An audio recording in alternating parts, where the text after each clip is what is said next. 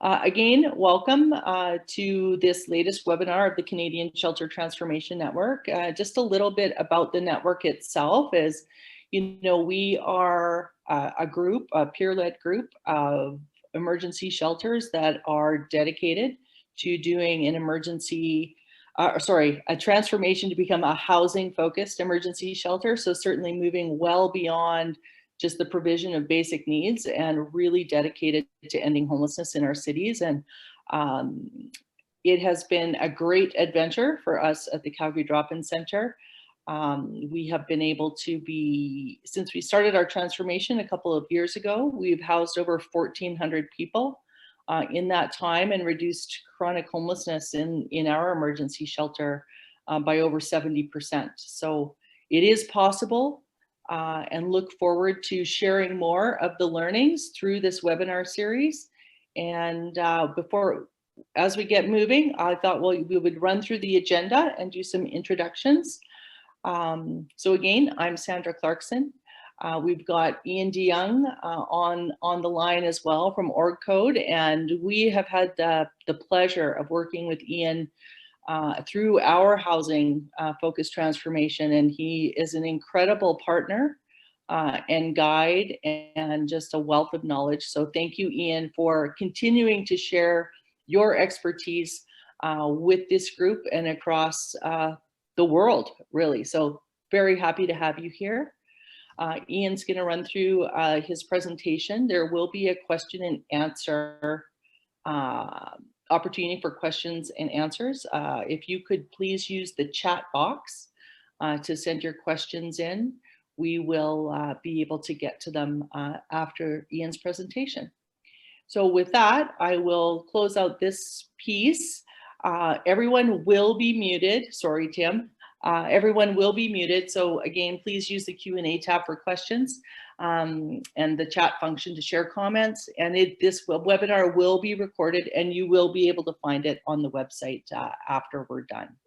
So with that, Iain, I will hand it over to you and look forward to hearing your learnings for us today. Thank you so much, Sandra, and thanks to the Alliance for their work to help promote and make these possible as we continue on this journey towards helping shelters become more housing focused. And for those that are housing focused, leaning even deeper into that space to try and improve results. A big welcome to everybody who's joined the webinar today and everybody who's watching the recorded webinar. This particular webinar in the series that we've been doing with the Canadian Shelter Transformation Network is looking at it more from the perspective of funders and program monitors. And if you are a funder or program monitor here today, speaking directly to you, if you are a shelter provider, this is the sort of information you might want to be bringing back to funders or program monitors if they're not on the call. And for anybody who's on the line, who's a person with lived experience, you are also very welcome in the space.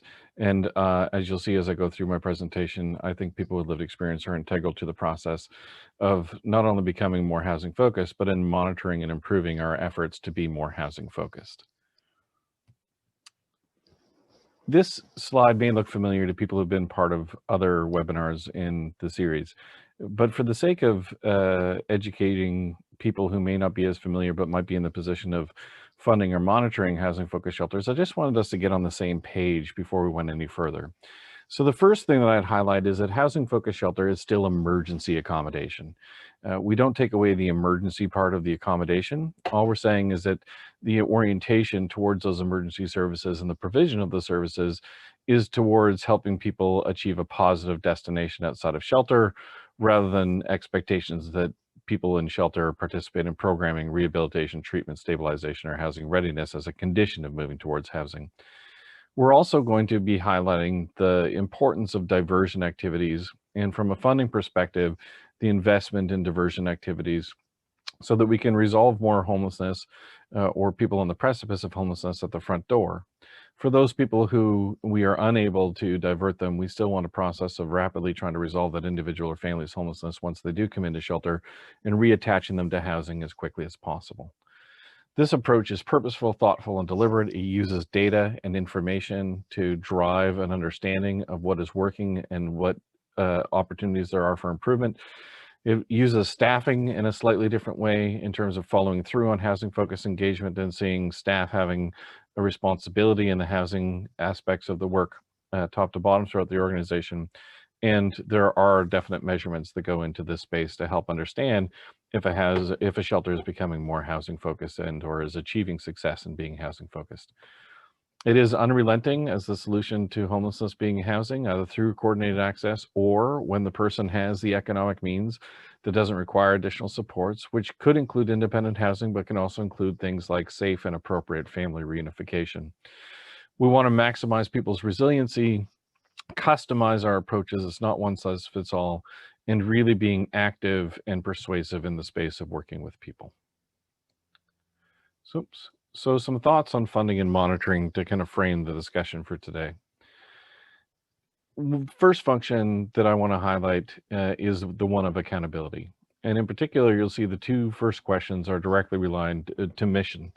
And in particular, whether or not operations and governance is aligned to mission, and whether or not processes and procedures are aligned to mission. It begs the question, what is the mission? And to that end, communities that are focused on having all shelters within that community, if you are a shelter that has more, or a community that has more than one shelter, that mission might actually be a community conversation. What is the mission of shelters as opposed to a shelter? And so mission really being the stated aim, which can occur within a space of collaborative leadership, to try to get people to see shelters as a place where people can access resources to get housed, a place where we can work with individuals to maximize their resiliency to house themselves, and a place where we can do good diversion work to keep people out of homelessness. So if we're not aligned to that specific mission, then the first area of accountability is going to struggle, because if shelter, for example, does believe in therapeutic engagements with people over a long period of time, for example, has a substance use treatment program attached to their shelter, if there isn't a housing orientation to that very program, then the mission is going to suffer. We also want to know whether or not the shelter is achieving their intended outcomes of getting people to a place where homelessness is rare. If it does occur, it's brief, and if it does occur, it is only going to happen one time in the person's life. That the funding is actually aligned internally to achieve that objective. And then from the place of the funders, where do we need to potentially provide more support, and whether or not the service provider is monitoring their own internal performance using the best available data. Second feature of monitoring is coaching. And I really want to stress that in this work of helping shelters become much more housing focused and the transformation that occurs, it really is a collaborative relationship in that space of achieving supports.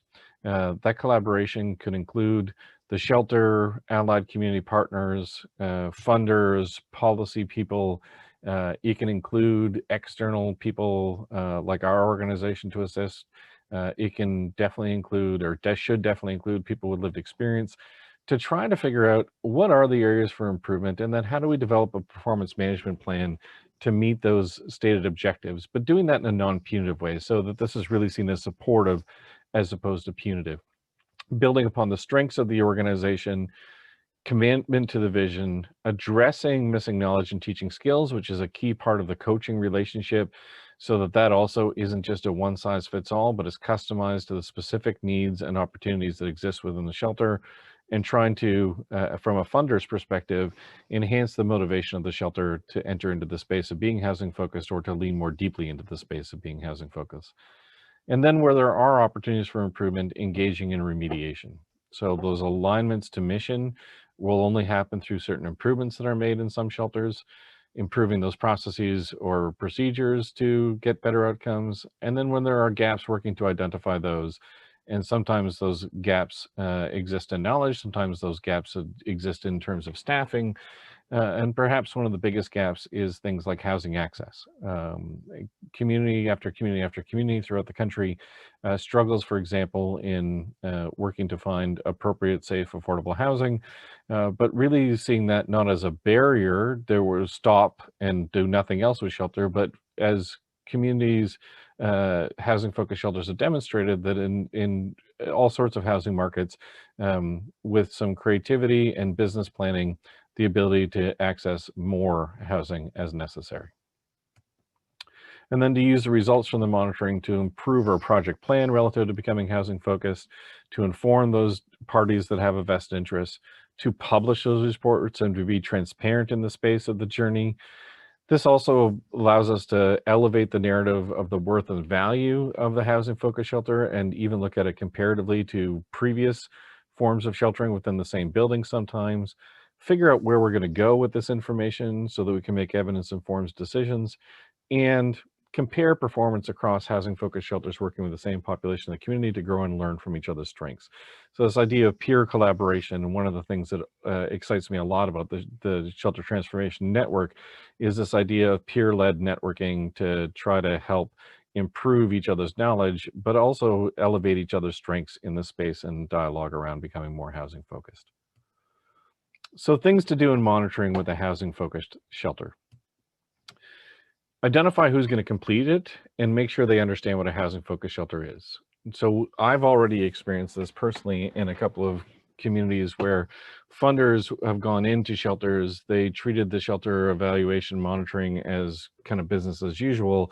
And then a whole bunch of the things that were happening in the shelter that were actually very positive outcomes, the funder, the monitor, didn't know how to look at those things or how to understand what was happening. And so the evaluation, based upon an old way of thinking, showed the shelter was a very poor performer. But when you looked at it from the perspective of being housing focused, they were actually a very strong performer. So we want to make sure that people who are doing the monitoring are well versed in the space of being housing focused. We also want to make sure that these evaluations are not just a year-end evaluation and are not a hands-off evaluation where there's just a report completed and submitted. Really want to see monitoring happening mid-funding period and end of funding period, making sure that there's a strong evaluation plan that's put in place prior to the monitoring. So we're not just going there and talking to people. In a housing focused shelter, there'd be very specific things we look to see happen and the ways of evaluating and measuring those things. Knowing who the stakeholders are, including people with lived experience, and figuring out what type of evaluation you're actually going to do. Further considerations for monitoring, I think it's important to be transparent with the shelters in advance, what the evaluation questions are and the evaluation tools and methods are to understand what's happening in that space. We also want to make sure that not only is this data collected relative to performance, that it's analyzed through a lens of being housing focused, that budgets and spending are reviewed with an eye towards being housing focused. And then we have the process of communicating what is learned and what needs to be improved in that space. So when funders introduce the idea of being housing focused, so it's not led by a service provider who says that I want to be housing focused, but when the funder says, listen, we'd really like the shelters in our community or specific shelters or within a particular sector, depending upon scalability, being housing focused, there's some considerations for funders in that space.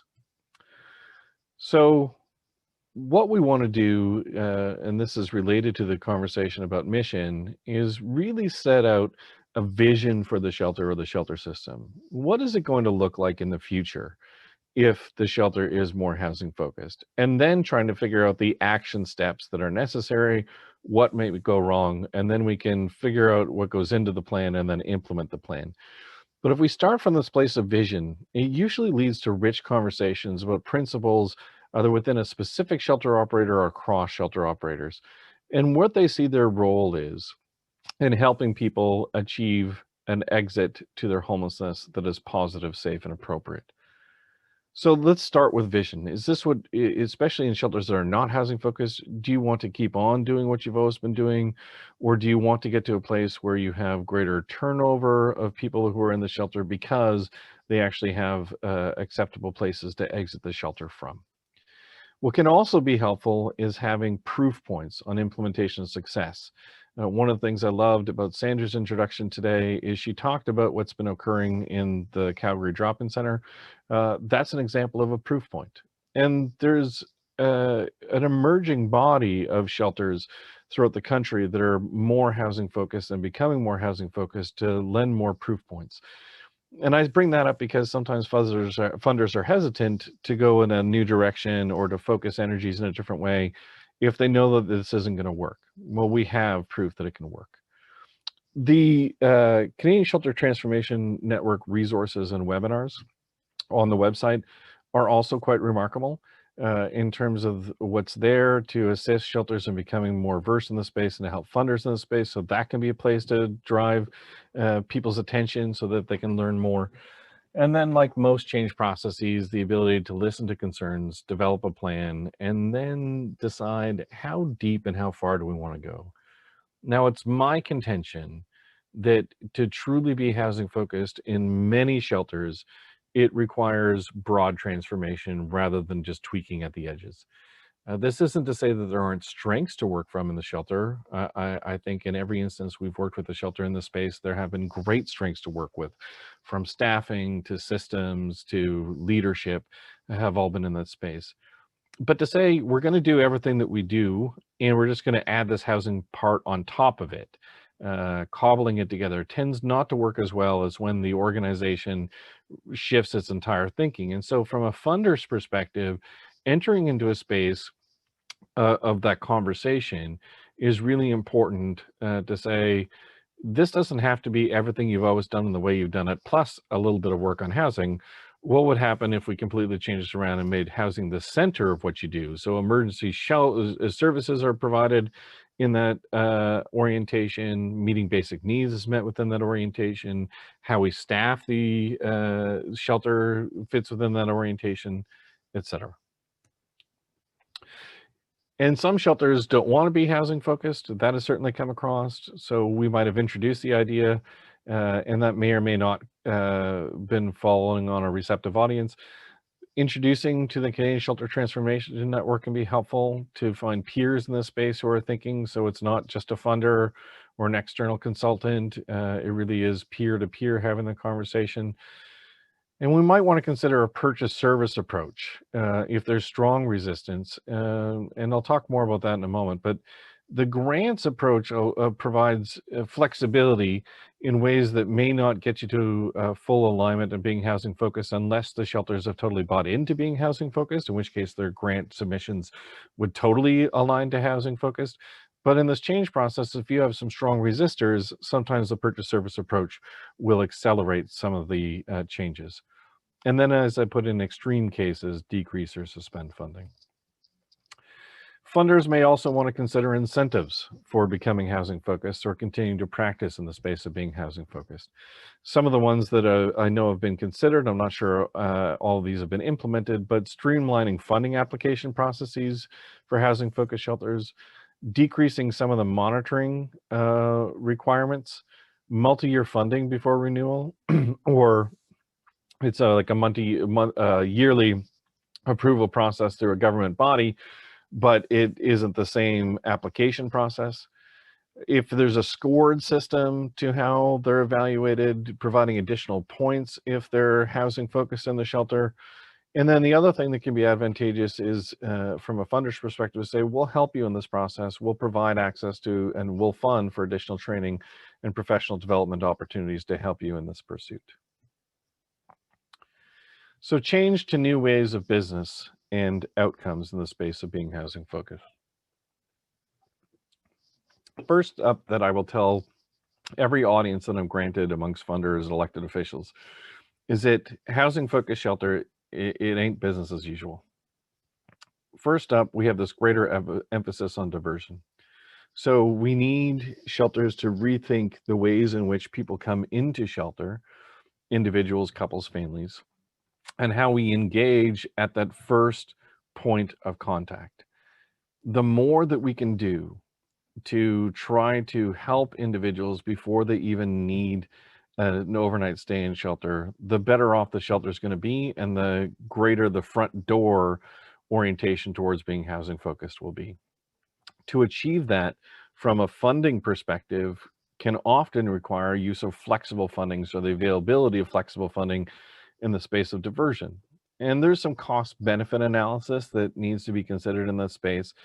But generally speaking, you think through what's the cost of keeping an individual, couple, or family in shelter for X number of days, And would an investment less than that amount now actually prevent that actual occurrence from happening?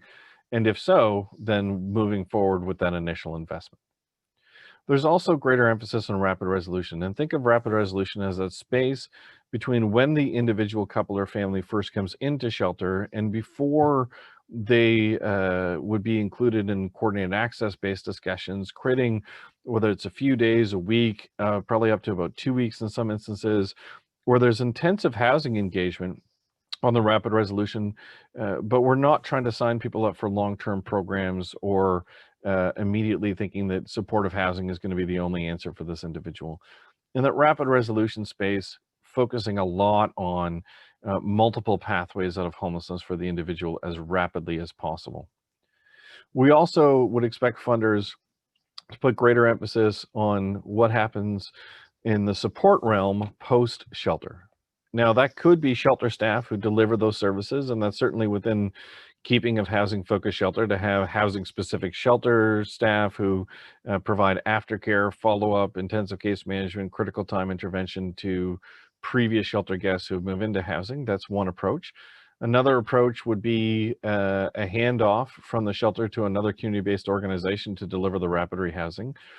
But the more that shelters become housing focused, the more the funders have to think, even within their existing funding envelope, whether or not they're making sufficient investment in the supports that will keep people housed so they don't return to shelter. And then we get to a place in communities that have more than one shelter where we say, okay, how do we get the entire system to be more housing focused? As it stands now, in many communities, there are beacons of hope of shelters that have become more housing focused, but there hasn't been a lot of entire shelter systems entering into the space, but the opportunity is there and some are starting down this road.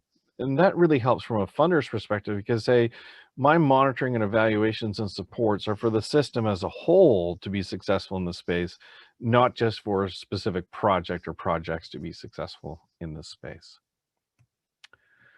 The emphasis from a monitoring perspective moves to outcomes away from outputs. And primarily, we're interested in positive exits from homelessness and whether or not those last. Now, why this is important, throughout the country, there's still an overemphasis, in my estimation, of programming and monitoring that looks at outputs over outcomes.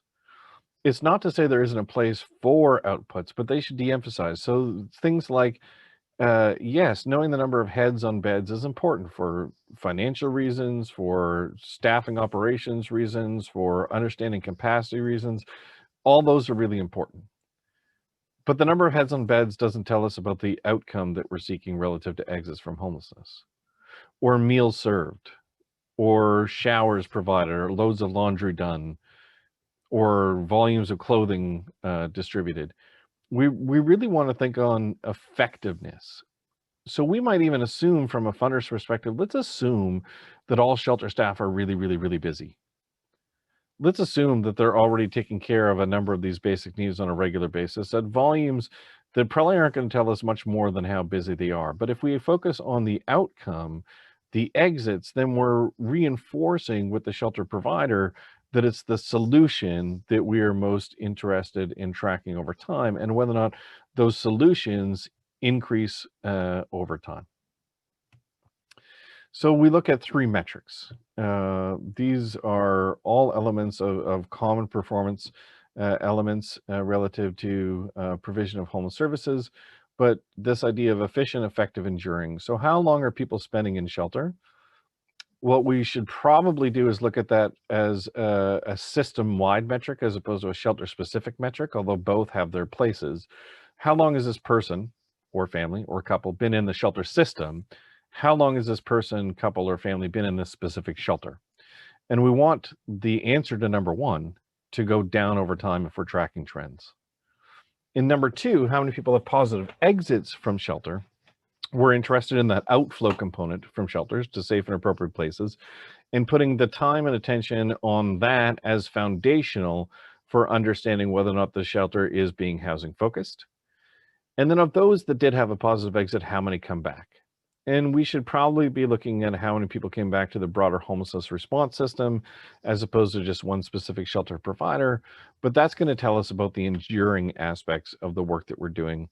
So from funders and monitors, there's lots of things you could collect data on. There's lots of things you could measure. You're probably going to have mixed data quality and be disappointed at time. But if you reinforce these measures repeatedly, it will increase the likelihood of focused attention on being housing focused in the space. Now, I did allude to this before and say with the question, is it time for purchase service instead of grants? This is going to change from jurisdiction to jurisdiction. It's going to change based upon the interest of existing shelter operators to enter into the space voluntarily. But even if you had a collection of shelters that move into the space voluntarily, and you had common mission and you had shared vision, you could even talk through, well, if we all know what the core operational requirements are, we could move to more of a purchase service model. That would allow us to have clear and comprehensive shelter service expectations, allow shelter providers to bid on providing services with that housing focus, have very meaningful targeted training opportunities to understand and meet the expectations of being housing focused, and create the feedback loops on the performance of the purchase service. The reasons why you go down this road is to try to decrease variation, ensure common understanding of objectives, and assist with accountability. But I wouldn't go immediately down this road if you already had strong participation from grants funded shelters who are already in the space of being housing focused. Achieving the same from the funder's perspective also requires that there's some policies and program standards that do transcend individual shelters. If we think about those policies and program standards with a housing orientation to them or housing focus to them, they may look and feel differently than the existing shelter policies. Again, this is not just a let's add a new section to the policies and procedures about housing focused, because that's that add-on sort of approach I was talking about. If we really want to be transformative, it might be writing policies and procedures with that strong housing lens right from the very beginning, and examining both the procedures and the practice. So if we think that policy informs procedures that informs practice, that impacts people, the 4 Ps of person-centered design, I'd also argue that we can go the other way and say the people who are in need of housing, who use your shelter, can help inform practice to inform procedures to inform policy. If you're a shelter on the line who hasn't done the self-assessment that's available through the Transformation Network, that might be a resource that you want to check out. If you are a funder in this space, just to get a bit of the lay of the land of what's happening with shelters in your community in their housing focused orientation, you may also request that shelters together have the opportunity to go through the self-assessment and have a community-based dialogue across shelter providers about the results and what they see and where they want to go from there. Knowing what to monitor. So this is not an exhaustive list. This is intended to be at more of a high level relative to the practice of understanding the space of housing focused shelter. The first thing we look for or look at is the general philosophy of the shelter. So first of all, are they low barrier? Do individuals, couples, families who may otherwise have been unable to access shelter because of behavior or substance use or past barring or service restrictions, has that been thought through thoughtfully so that people with sometimes complex and co-occurring instances in their life can still access shelter safely and appropriately? Whether or not the shelter is aligned to housing first principles, and in particular, I'd focus on no housing readiness requirements, so making sure the shelter isn't doing anything that reinforces housing readiness requirements, self-determination and choice as it relates to housing, a recovery orientation, person-centered planning and supports, and social and community integration. So this isn't about just getting people into housing and forgetting about them, that it is strength-based, it's trauma-informed, and it's person-centered. At the front door, we look to see if there is targeted prevention, and in particular, seeing our prevention resources perhaps more as an insurance policy on households that we've already got housed through our housing programs to keep them housed, as opposed to a broader generalist prevention type approach. The diversion is consistent and applied with new people. I'll say consistency and applied. The consistency part, we need to make sure the diversion is operated successfully, following some clear parameters of what is involved in that discussion, and that it is applied. We don't want there to be selective application of attempts at diversion. We don't want any shelter or particular shelter worker just to eyeball somebody and say, well, we're not going to be able to divert them. I guess they have to come in. At the front door, we would also examine whether or not their intake processes are housing focused, and whether or not the rapid resolution practices are established and in place from that time of intake and at the front door. And some communities would be well served at having more of a centralized access to shelter to allow these front door operations to happen. That would be impractical in some other communities.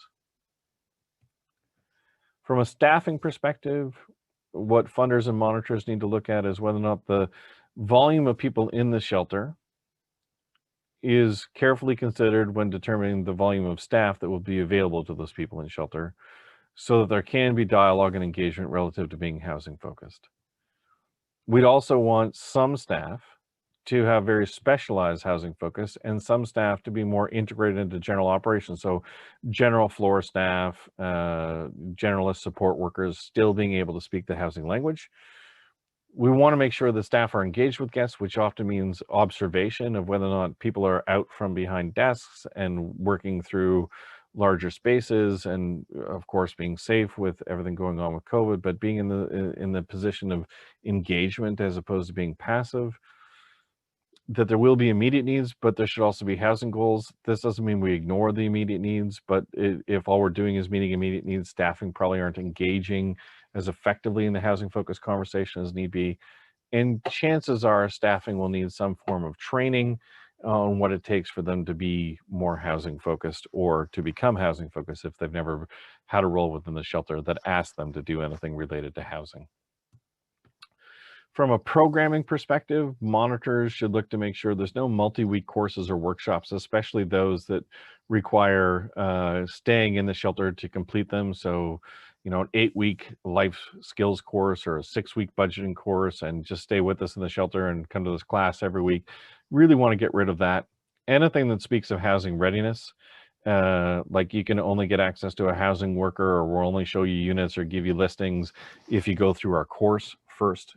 We can make those voluntary, but making them requirements is potentially problematic.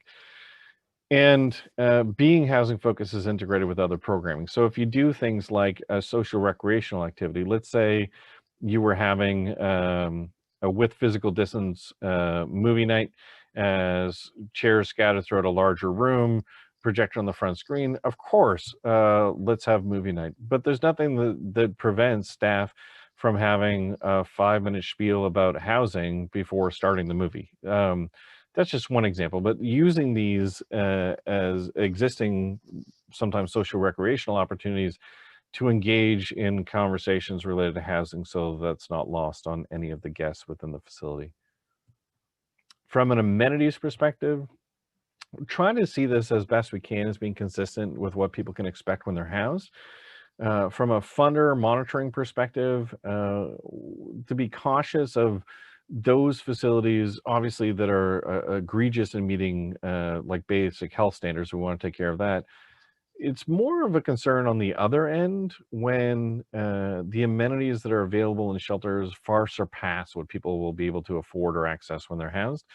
We don't want to create a disincentive, implicitly or explicitly, for people who may choose to stay in an environment where they feel that the quality of accommodation is far superior to what they'll be able to achieve independently.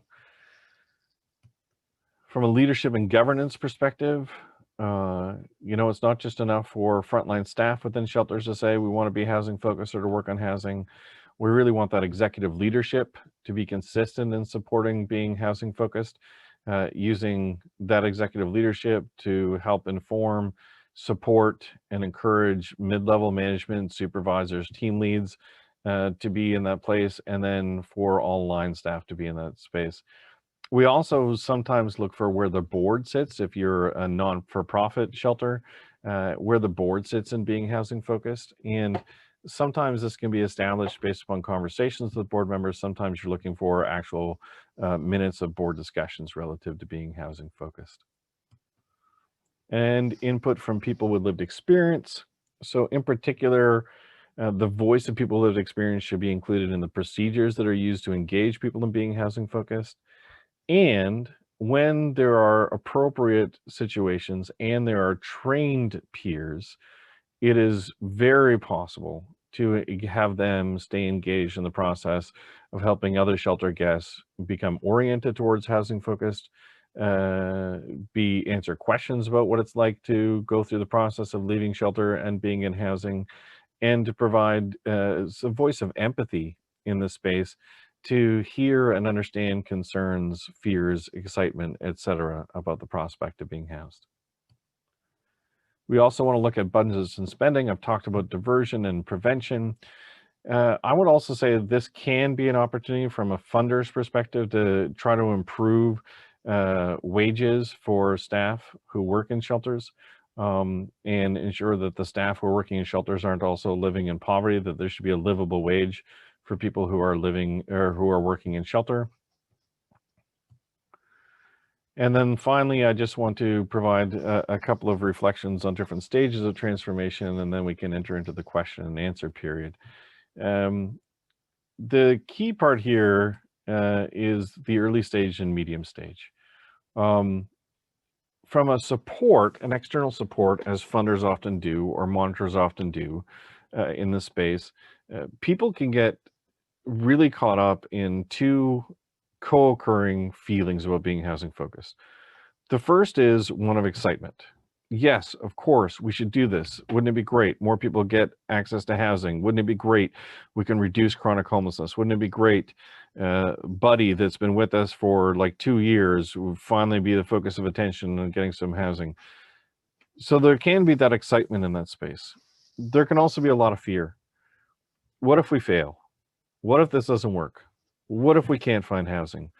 What if staff push back really hard against this idea?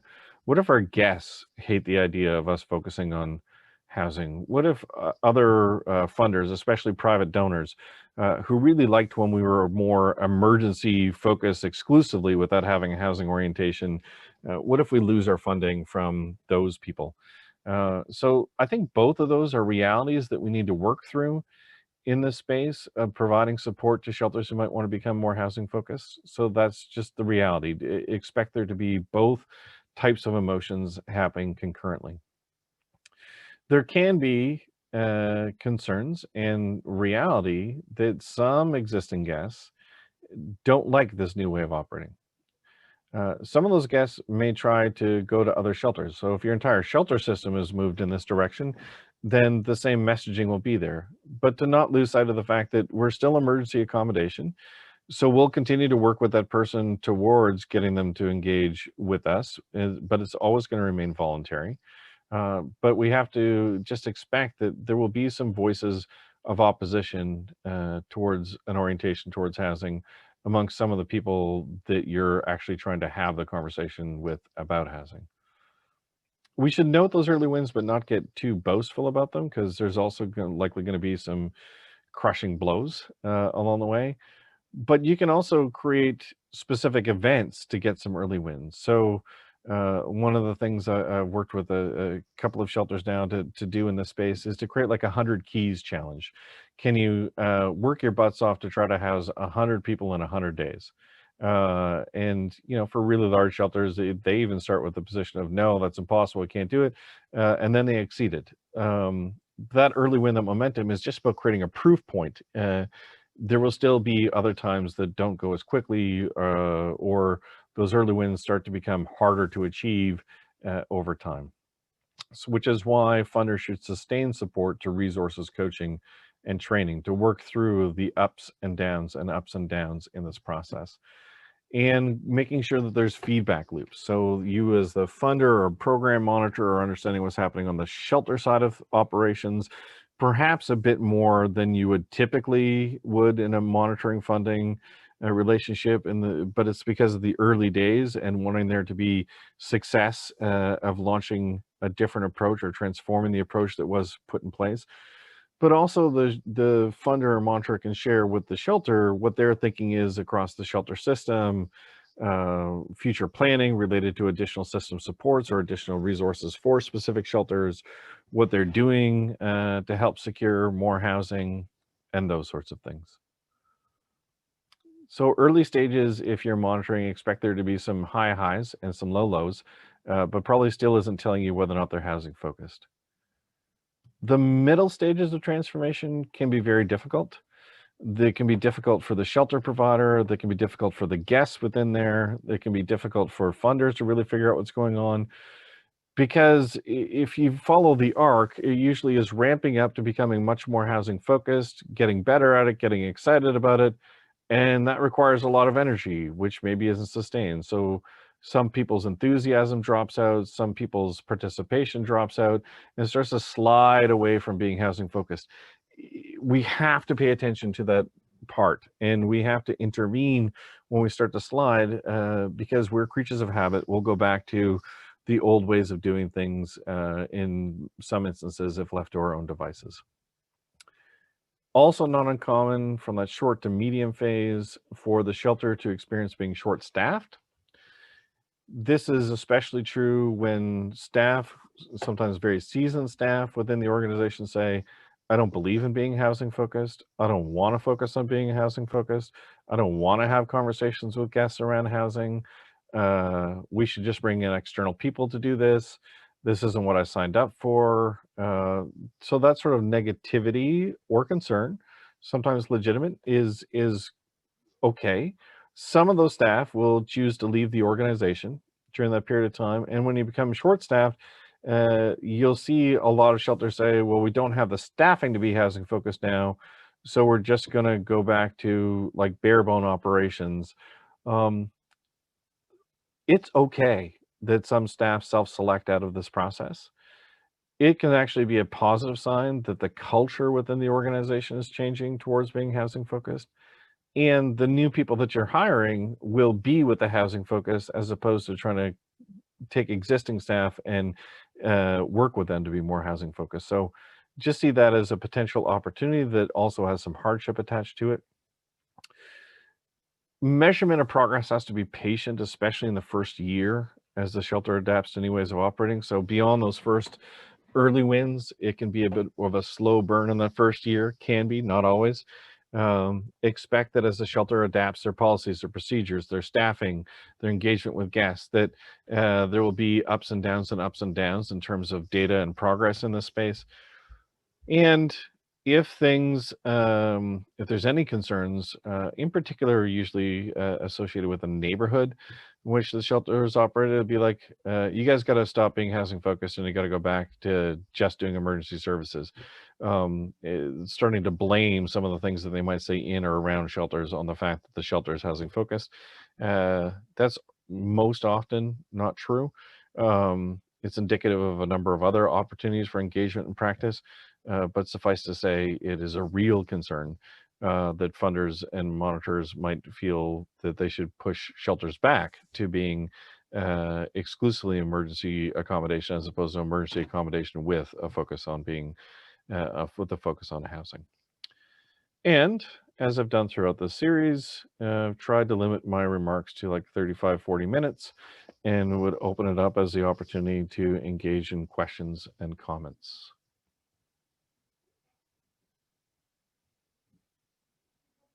All right, Iain, it's Tim here. We've got some questions lined up in the Q&A for you. Just encourage anybody that has questions or that may have put them in the chat to put them in the Q&A just so I don't lose track of them. So first question from Andre, who's asking, what are the effectiveness measures and what do you consider a successful outcome or a positive exit?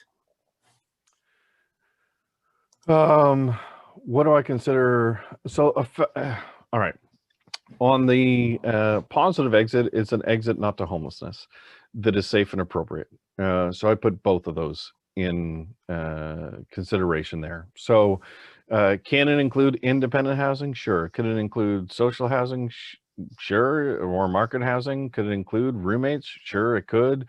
Could it include a rooming house? It could if it's safe and appropriate. Could it include family reunification? Absolutely, if it's safe and appropriate. So positive exits include a wide variety of type of exits. That said, the overwhelming majority will be to independent housing. That's just the reality of all the data I've seen in housing focused shelters.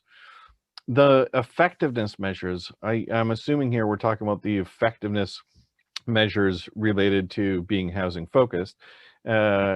And I really go back to those three critical measures that I think will demonstrate our effectiveness. Not only do we lengthen shorter period of time that people are staying in shelter, but we're increasing the number of people that positively exit from shelter while decreasing the number of people that come back. Getting the balance right between those three things takes some time and energy, and especially, as I was saying, a system orientation is a little bit better than just an individual shelter orientation in that space sometimes. And the successful outcome then is that not only was this individual couple or family housed, but they didn't return to homelessness, which means that we're also accepting that some things are outside our control to change, which, for example, the person or family that we're housing may continue to live in economic poverty. We're not going to solve that through our housing orientation. Or the person might continue to struggle with accessing other community-based services like mental health services. We're not responsible for the mental health system. So really focusing on the positive outcome that we're looking for is not only engagement or connection to housing, but no return to homelessness. Leslie is asking, what existing diversion programs in Canada would you suggest we can model from should we decide to pursue having diversion in place in our community? Great question.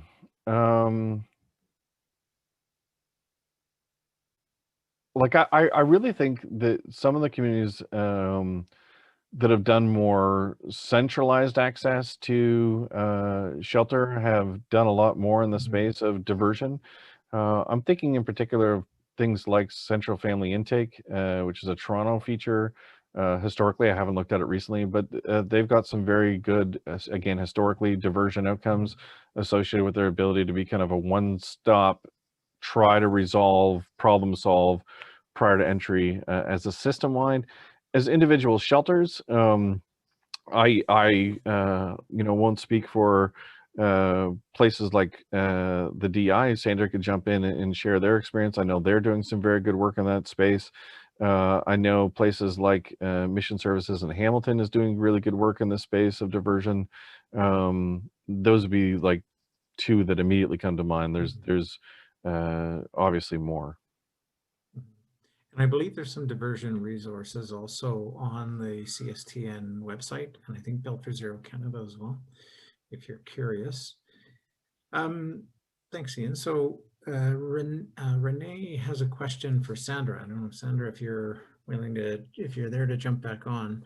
But Renee's asking, I'm not sure, or I'm curious to know how donors have responded to the drop-in center's transformation to being housing focused.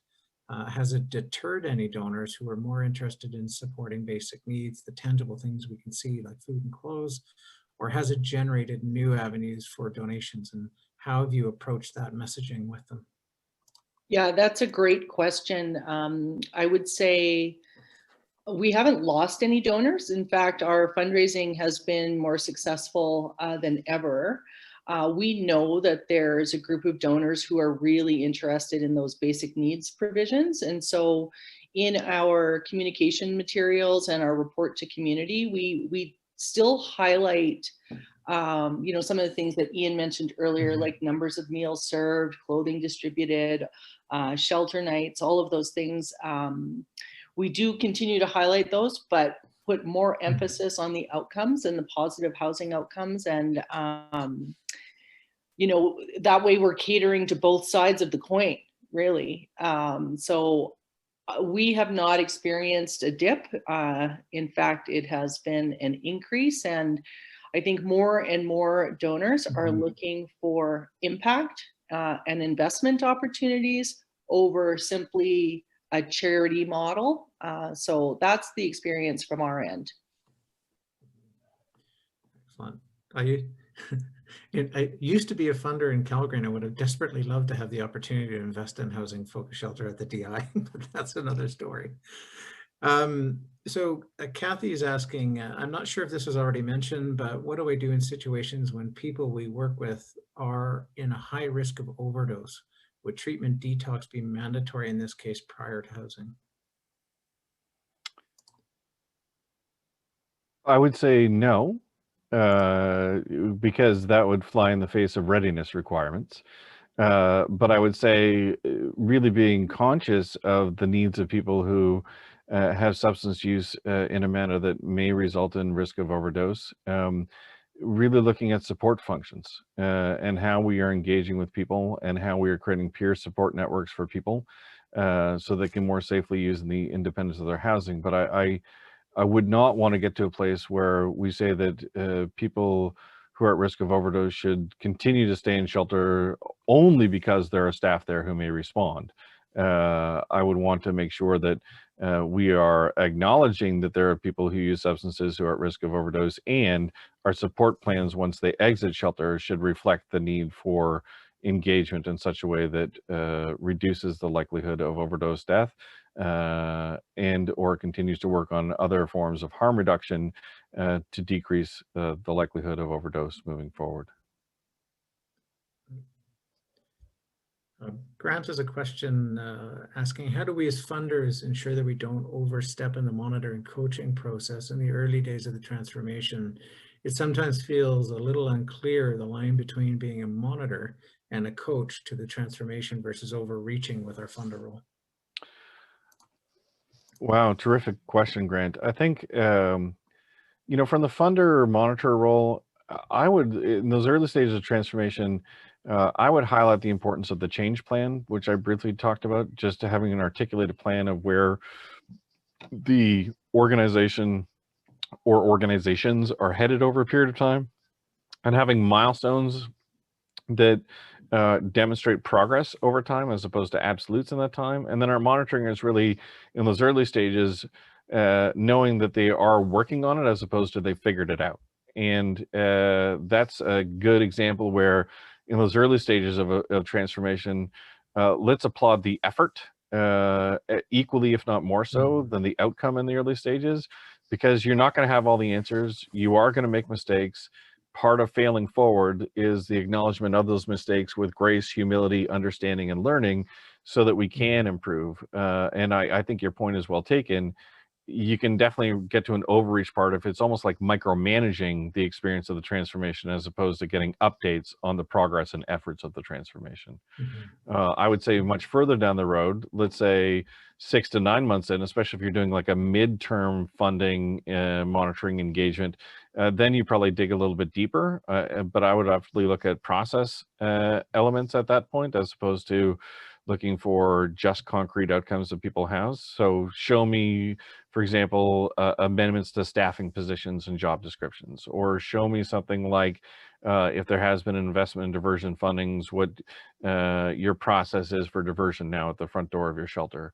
Or if you have reduced or eliminated some other programming that maybe wasn't housing focused, walk me through what those changes are and how they freed up other resources or staff time to assist in the housing focus part. Those are the sort of measures I would look at in that part, rather than getting in the weeds of trying to problem solve, how do I get person A, B, or C housed? We need the providers to really figure out and lean into that space where we can be a sounding board, but we shouldn't be directing how people figure those things out. We have well-qualified, dedicated professionals who work the front line who, when given let's say permission from executive leadership to enter into that space and are given a job description that allows them to enter into that space if they haven't had it before, have proven effective time and again. Well, it's so important for funders to be in the place where they allow organizations to take some risk and some space to experiment. I think that alone is really powerful. Another attendee is asking, how would you introduce people that are chronically homeless, that are often already connected to services, to a new housing focused shelter model?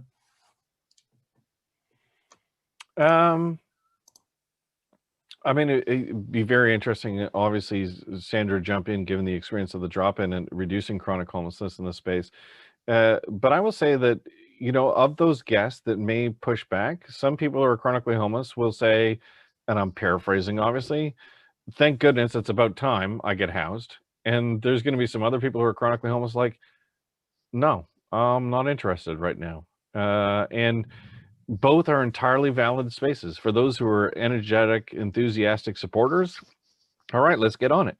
For those people who are like, but this is my home, or they're expressing fear or trepidation in the space, it's going to be a process of engagement and thinking through what's the different approaches of staffing, whether that's different times of day, different types of housing offers, different types of housing that might be put out there, or it's dealing with other barriers, like they didn't have access to disability benefits of some sort and you get them hooked up. And so their thing before was, I have to stay here because I don't have money, but you increase their funding just a little bit, or there's new rent supplement that is coming to place that you can put into the mix that they didn't know about before. But for some existing chronically homeless people, there will be resistance. That said, also expect there to be some resistance amongst people who aren't chronically homeless. It won't be as much, but it'll exist as well. This is not going to be a moment where every single person in shelter holds hands, sings Kumbaya, and says, thank goodness. There's going to be a mix of responses from guests. Yeah, and I will jump in there. I think, our experience at the DI, we had some people who had been living in the shelter since the day it opened 20 years ago. And, that was their home, that was their community. And as some of those more enthusiastic people that Iain mentioned jumped on board at the beginning, and the people that were still in shelter saw their friends being housed and be successful in their housing, it really encouraged more and more people to come forward. And I think it's that continuous planting the seeds of housing by all of the frontline workers who have relationships with those people to alleviate the fears. And another thing that we did for people who had been long-term chronic in shelter is we provided them with a recording of shelter noises for nighttime, because they found that the silence in their own homes was just deafening, and it just increased their level of anxiety considerably. And that was a really simple strategy that has proven to be really, really successful. So I think it's about meeting people where they're at, continuing those conversations, the relentless conversation about housing, asking good questions like, who's the first person you want to have over for coffee, so that they actually start to think about that possibility for themselves, and just never give up. Just keep those conversations happening. We have time for one or two fairly quick questions, although I'm not sure there are any really quick ones. So Shane is asking, in some of our province's northern communities, the pandemic has made hidden homelessness visible. In a community that doesn't have a housing continuum and is considering a shelter type service to address this in an emergency way, however likely to exist as we build back, how does a community without infrastructure, open market, or transitional housing deliver housing focused services? So this is a space that I'm learning more in. So I'm going to be entirely frank and transparent that I don't have all the answers in terms of northern communities and housing markets in those spaces. What I can say is some of the initial work I've done has proven that one of the one of the stronger approaches seems to be time and space for mediation, particularly related to family conflict, that would create safe and appropriate places to move forward. So I'm not talking about when there's been violence in the home. I'm talking about when there's been disagreement in the house that has led to homelessness, or people leaving or migrating from a more isolated community to another community, that some of those conversations and engagements have proven successful. But I think there's more work to be done across all housing focused shelters, not just in the north, on what is the connection between housing focused shelter and whatever social housing opportunities that exist, and whether or not we have any sort of modified chronological access that would increase the likelihood that people experiencing homelessness get access to housing at least proportionally higher than some other groups who might be stably housed and living in poverty. And I think that we're also starting to see more localized discussions around what would a targeted local rent supplement look like. And again, I know that's not applicable to every northern community, but there can be, I think, some opportunities. But I think this point is so great. We should continue to work through how we can continue to adapt and focus housing focused shelter on more northern communities and figure out some of the answers to those questions that are unknown at this time. Last question. Iain's touched briefly on some really mind-blowing ideas for funders to grasp, like purchase service approach. Where can we find out more information? Certainly, we can provide some more information, or we can create some information and provide some information to go on the Transformation Network website around more of the purchase service approach as opposed to grants approach. And I can follow up on that and see if those resources will be of use to the network. Terrific. All right, Sandra, I'll maybe turn it back to you to wrap it up for us. Sure, thanks, Tim. I just want to thank everybody for joining us today. I hope that it gave you some good insights and things to consider as you move forward in supporting housing-focused transformation in emergency shelters. Certainly a worthwhile pursuit, and the impact on people's lives is just amazing. Thank you to Tim and the network for being the backbone for the Canadian Shelter Transformation Network. And we will have further webinars coming up. Please go to the website. There's lots of resources there. And really appreciate you taking the time out to learn with us here today. Thank you all. Have a great day. I know.